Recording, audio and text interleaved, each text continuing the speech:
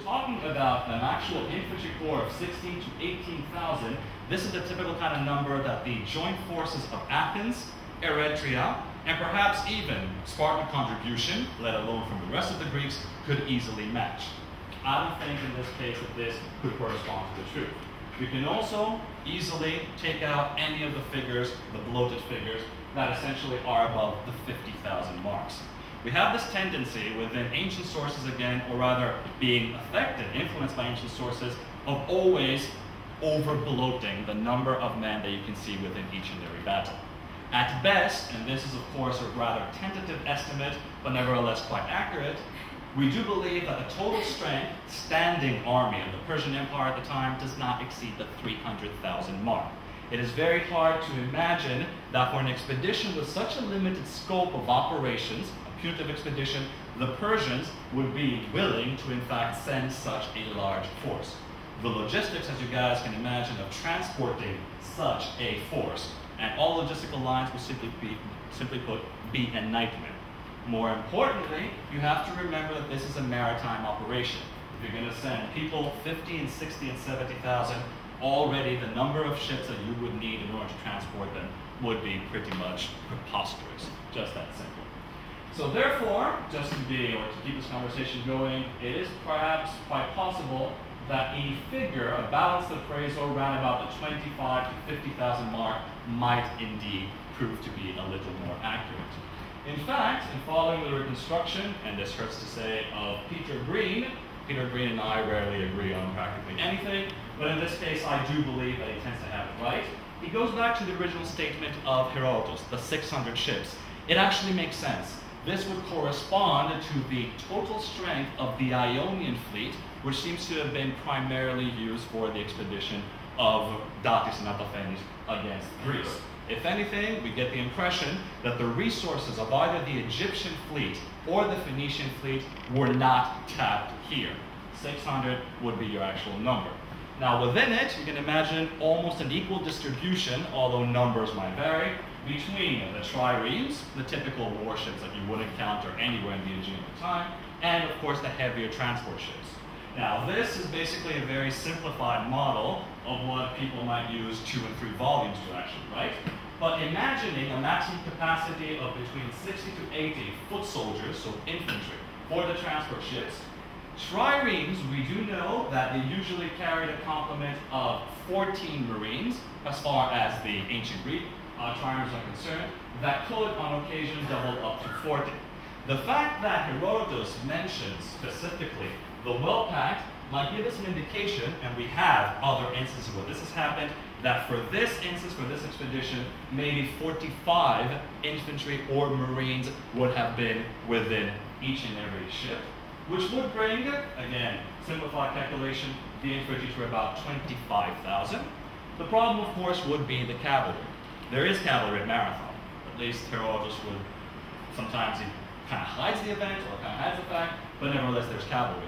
The problem with cavalry, as recent estimates have shown, is that in order to transport around about 1,000 cavalry, you would need around about 100 ships.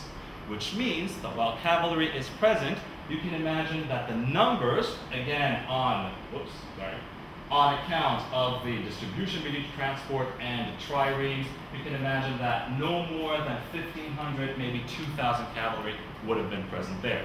It's not exactly a decisive striking force, but nevertheless it's 2,000 cavalry more than the Greeks tend to possess at this particular time. As we're about to see, cavalry and Greek, at least, warfare at this point in time don't seem to talk to each other.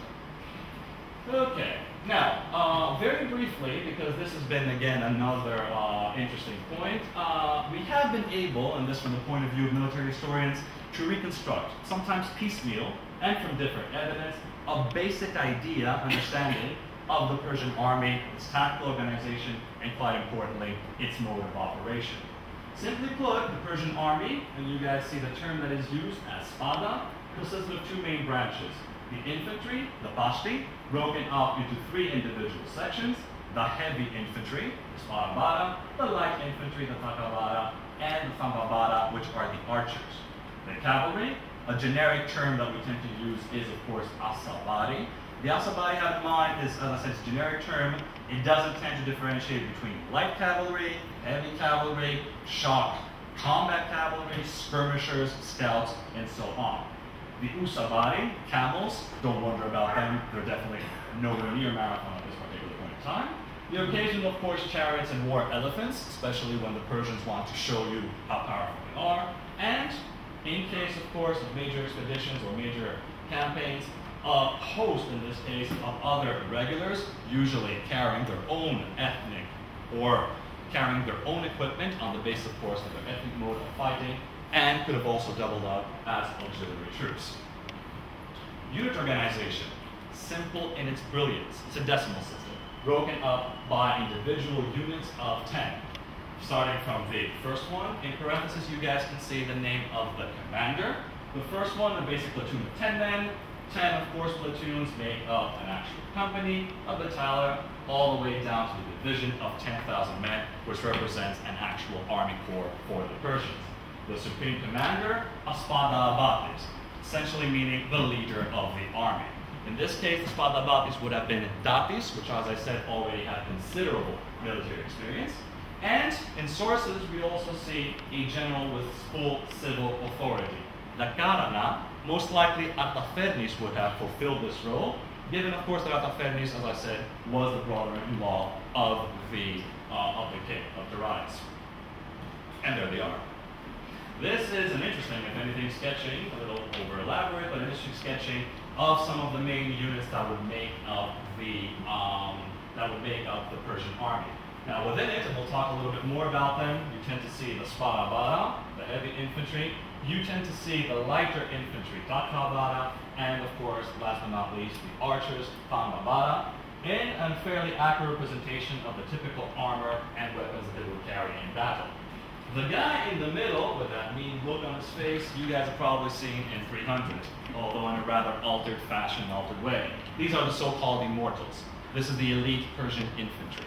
These guys are actually recruited from the aristocracy of the Persian heartland of Persia, and indeed of Media. They're usually divided into an actual corps, so therefore 10,000.